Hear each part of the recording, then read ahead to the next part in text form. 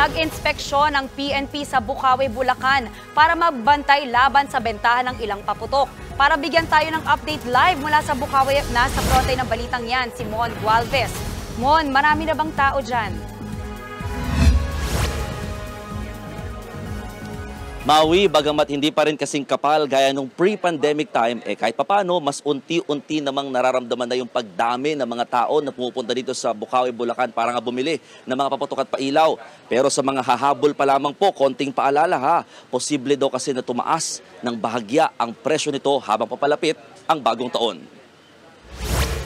Marami pa rin sa mga namimili na paputok at pailaw dito sa Bukawi, Bulacan ang sinasadya talaga ang lugar. May mga nakapanayam kami na galing pa sa malalayong probinsya gaya na lamang ng Camarines Sur. Pagdating naman sa presyo, aabot sa 10 hanggang 100 pisong itinaas ng mga paputok. Ang pinakamurang fountain mabibili sa halagang 25 pesos kada piraso. Habang aabot sa 800 pesos ang pinakamahal na may ilang layers pa. Ang lucis nasa 25 hanggang 450 pesos. Nasa 600 piso naman hanggang 1,000 piso mabibili ang sawa.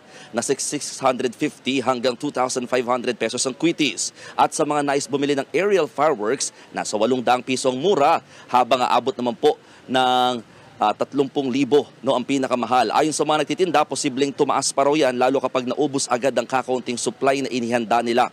Kasabay nito, nag-inspeksyon nga rito sa bilihan na paputok si PNP Chief Benjamin Acorda Jr. kasamang ibang mga pulis. Pinakita rito ang iba't ibang klase ng illegal na paputok. Kabilang dyan, yung Bin Laden, King Kong, Quinton Bomb, Special Plapla, kabase ng malaking klase ng Plapla, Giant Atomic, Coke in Can at Crying Cow. Meron din dito tinatawag na Goodbye COVID na malaking itsura naman ng atomic firecracker. Ito yung mga paputok na lampas sa 0.2 grams rather ng pulbura o mahigit sa 1/3 ng tablespoon ang powder content.